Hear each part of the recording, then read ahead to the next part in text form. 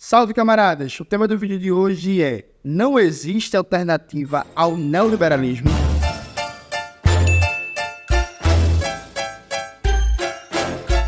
Antes de começar propriamente o tema do vídeo do canal, quero muito agradecer a você que ajuda a manter e melhorar nosso canal a partir do Apoia-se.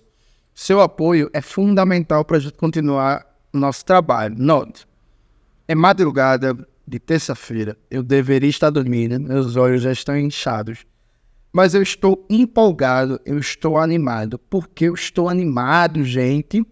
Acabei de ler um texto fantástico, sensacional. Para mim, é o melhor texto que sintetiza os debates e os rumos econômicos do país em termos de política econômica governamental nesse 2023.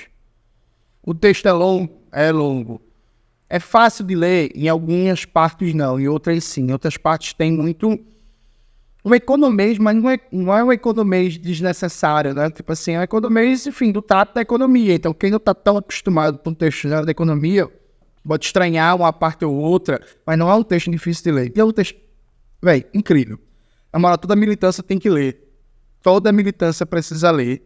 Texto do professor Pedro Paulo Bastos, não conheço pessoalmente, mas um texto fantástico, inclusive eu quero mandar um parabéns, de verdade assim, texto fantástico. E por que esse texto é foda? Eu vou até deixar ele aqui na tela para vocês gravarem.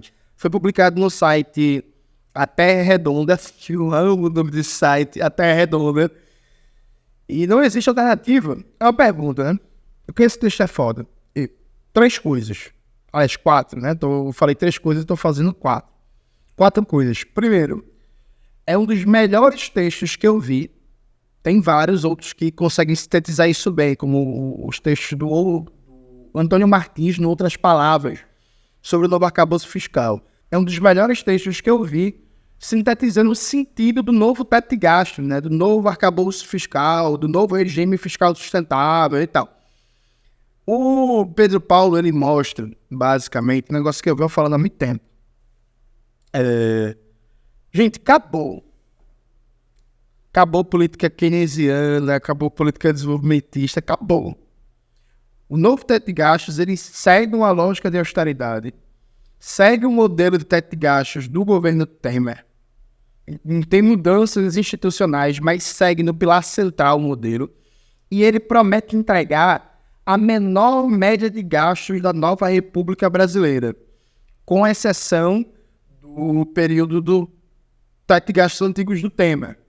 Mas ele promete entregar a menor média de gastos da nova República Brasileira. O que é que isso significa, gente?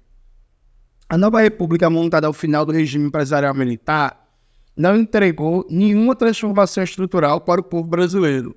Não acabou de vez com a fome, não garantiu complexidade produtiva, não erradicou o analfabetismo, não universalizou o acesso à água, a saneamento, não garantiu uma infraestrutura moderna, competitiva, desde os padrões da economia global, não garantiu a universalização do acesso a uma escola digna, de qualidade, não garantiu segurança, não garantiu nada. E esse novo teto de gastos, ele tem como premissa o menor nível de gastos da nova república. Menor que o governo FHC, gente. A gente passou a vida inteira dizendo que o governo FHC acabou com o Brasil, que o FHC destruiu o Brasil, que o FHC teve apagão, que não construiu universidade, que não construiu escola técnica, que não construiu museu, tudo isso é verdade. Pelo novo teto de gastos, a gente vai ter uma média de gasto público menor que o governo FHC. Tipo assim, às vezes eu me sinto gritando no deserto, né? E veja, gente, isso não é opinião, tá na lei. A despesa pública pode crescer no máximo 2,5% ao ano, considerando uma média de 70% do arrecadado do ano anterior. Vai ser a menor média de crescimento do investimento público e da despesa pública da história da nova república. E aí, o Pedro ele faz um debate muito bom sobre isso. Acho que essa é a primeira coisa fundamental. Segunda coisa é que o Pedro mostra como isso, o novo teto de gastos está dentro de uma tendência global do sistema capitalista da luta de classes, que é restringir cada vez mais o papel da eleição e do voto na definição da política econômica. Então, hoje, é uma tendência da democracia burguesa atacar cada vez mais o conteúdo democrático da democracia burguesa. E a democracia burguesa não está em jogo as relações de propriedade dos meios de produção. Ponto. De maneira mais geral, também não está em jogo o próprio padrão de desenvolvimento, o modelo econômico. O que está em jogo, no geral, é a política econômica. A tendência hoje do capitalismo global, que se expressa também no Brasil, é reduzir até o papel do voto e da eleição na definição da política econômica, autonomizar cada vez mais a decisão de política econômica das influências conjunturais da classe trabalhadora expressa a partir do processo eleitoral. Pedro também faz um debate muito bom sobre isso, e um debate, inclusive, com um certo padrão acadêmico, citando a galera, colocando os dados, as referências, tudo certo. Inclusive, para quem quiser depois pegar o artigo, gostei, quero desenvolver essa reflexão aqui, quero escrever um artigo próprio, quero fazer um TCC, tá lá as referências para vocês. Terceiro caso, um terceiro ponto que eu acho fundamental, esse ponto aqui é polêmico, gente. Veja, eu cometo um erro muito grande na minha vida, que é falar publicamente o que todo mundo fala nos bastidores da política, mas ninguém diz para não se queimar publicamente. Então eu estou em vários grupos de Zap, tenho um contato direto com assessor parlamentar, tenho um contato com deputados estaduais, federais, tenho até amizade com 2 senadores. E veja, no corredor de Brasília, é pão comido, todo mundo sabe que o governo Lula, na real, nunca quis derrubar o Campos Neto. Todo mundo sabe isso, mas ninguém fala. Mas nos debates de corredor, nos debates da mesa de bar, nos debates da universidade, nos debates de Brasília, nos debates dentro das próprias organizações políticas, todo mundo sabe disso. Todo mundo. Foi feito um grande jogo de cena, uma pressão pública que nunca teve como pretensão acabar com a autonomia do Banco Central e derrubar o Campos Neto. É duro dizer isso, gente, mas essa é a verdade, sabe? E aí, no futuro, acho que a história vai deixar isso mais ou menos claro para quem quiser ver também, né? Porque às vezes a pessoa pode continuar não tá querendo ver.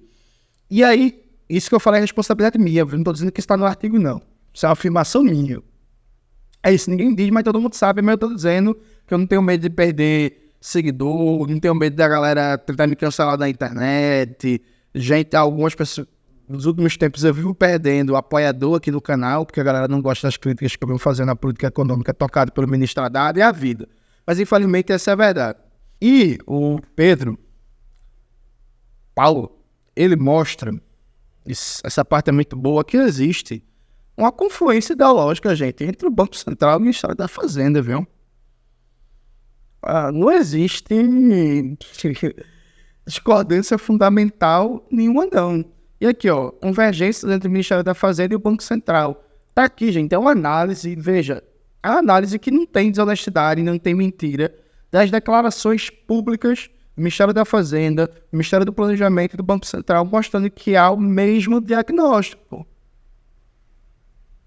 Veja, isso aqui, por exemplo, é uma declaração de Haddad, tá aqui a fontezinha para vocês conferirem, para ver, foi isso mesmo que ele falou e tal, tá tudo certo. Aqui. Aí o Pedro, depois de sair citando vários trechos da equipe econômica do Ministério da Fazenda, ele chega à conclusão: é digno de nota que o argumento do Ministério da Fazenda é o mesmo argumento conservador do presidente do Banco Central, Roberto Campos Neto. As atas do Comitê de Política Econômica Monetária, Copom, afirmam consistentemente que a política fiscal deve ser contracionista para contribuir para que o banco reduza as taxas de juros. Ao mesmo tempo, o Copom admite que a economia desacelera, não há inflação de demanda, que o gasto público deficitário pudesse piorar. E aqui, em outro momento, depois de citar longamente, de argumentar, gente, veja, beleza, fique puto com esse vídeo, você gosta do Lula, tudo certo, mas leia o argumento, gente, pelo amor de Deus. Leia o argumento e diga se tem algum erro. O Pedro fala aqui, a posição teórica e ideológica do Ministério da Fazenda sobre o mix de coordenação entre política monetária e fiscal é rigorosamente a mesma posição neoliberal do Banco Central, também academicamente desatualizada quanto aos seus impactos econômicos esperados. A única diferença é o ritmo de implementação. Haddad alega que o BC deveria confiar nas boas intenções contracionistas do arcabouço fiscal, novo teto de gastos, e antecipar uma redução mais robusta das taxas de juros básicas. No entanto, Haddad aceita que a política fiscal seja coadjuvante da política monetária, ou seja, que respeite as condições fiscais definidas pelo presidente do Banco Central autônomo para baixar a taxa de juros a curto prazo. Então, gente, veja, é isso. Isso é uma verdade que muitos querem negar. Nos bastidores da política, já tem muita gente puta com essa simulação de enfrentamento ao Campos Neto, simulação de combate ao Campos Neto, que já não está mais topando esse jogo, né? Mas praticamente ninguém tem coragem de vir a público e falar isso abertamente para não ser massacrado. Eu, talvez, pelo menos do que eu acompanho publicamente, eu acho que eu sou um dos primeiros a dizer isso. Algum cirista vai dizer assim, mas o Ciro Gomes já falou isso, é verdade. Tá ligado? O Ciro Gomes, na palestra de Lisboa, falou isso, e infelizmente é verdade, sabe? É isso. Eu espero que, inclusive, já fique claro que essa simulação de luta contra o Campos Neto não deu resultado, que a galera comece a questionar isso, sabe? É isso, assim. Não dá. Não dá, velho. E, por último, o professor Pedro, ele mostra uma coisa que é muito importante também. Ele mostra o seguinte, na parte final do artigo, a disputa ativa do governo Lula, ainda no período de transição, para reformar o orçamento a partir da PEC Transição, o PEC de Bolsa Família, conseguiu vitórias substantivas contra o modelo de austeridade que estava embutido no orçamento deixado pelo governo Bolsonaro. Então, veja, esse ponto é fundamental. O Davi De Castro fala muito disso, quase que pregando no deserto. Gente, o 8 de janeiro, essa é a minha hipótese, não é do professor Pedro, mas essa é a minha hipótese. O 8 de janeiro fez com que o governo Lula tomasse como política recuar de qualquer enfrentamento mínimo de disputa da política econômica. Porque, veja, o governo teve uma vitória gigantesca na PEC de transição. Não foi pouca coisa, gente. O Senado brasileiro... Vocês param para pensar nisso, que o governo conseguiu na PEC de transição que o Senado acabasse com o novo teto de gastos e desse o privilégio exclusivo do governo federal enviar o projeto de lei que ia criar o novo regime fiscal no Brasil. Até agosto o governo podia mandar. Veja, gente, o Senado garantiu uma vitória ao governo, que na prática acabava com o novo teto de gastos do Michel Temer e que dava até agosto para o governo ter papel exclusivo de um projeto do governo definir o novo regime fiscal no Brasil. Só que aí depois do 8 de janeiro, não sei qual foi a avaliação que se fez na cúpula do governo, a avaliação que se fez no PT, depois do 8 de janeiro, os caras simplesmente adotaram a política de austeridade e a partir do dia 12 o Haddad anunciou um corte de bilhões, vai de 25 bilhões de orçamento. Simplesmente o governo desistiu da disputa da política econômica, pô. Isso está muito bem documentado no texto, mas também está no vídeo que eu lancei no meu canal, o debate de Davi De Castro e Elias Jabbour. Coloca na tela, Max, por favor. Você precisa debater isso melhor, precisa entender qual é a avaliação do governo Lula. A avaliação do governo Lula é que o episódio de 8 de janeiro mostra que é necessário manter a frente ampla o mais unida possível. Isso significa desistir de qualquer disputa da política econômica. A avaliação é o quê? O governo dos Estados Unidos telefonou para o Lula. Não, Lula, se tu não seguir a política econômica na risca, na próxima tentativa de golpe, a gente apoia o golpe. A avaliação é o quê? O Lula viu aquilo, ficou assustado e pensou que agora é o momento de zero conflito. Então vamos parar de disputar a política econômica de fato, na prática mesmo, para além da retórica. Tipo assim, dificilmente a gente vai saber disso de imediato. Enfim, mas assim, a gente precisa debater isso. Esse artigo, e aqui, gente, mais uma vez, veja, né? Aqui não está questão de paixões e tal. Veja, o professor Pedro mostra nesse texto como o governo Lula teve uma vitória substantiva contra a austeridade, porra.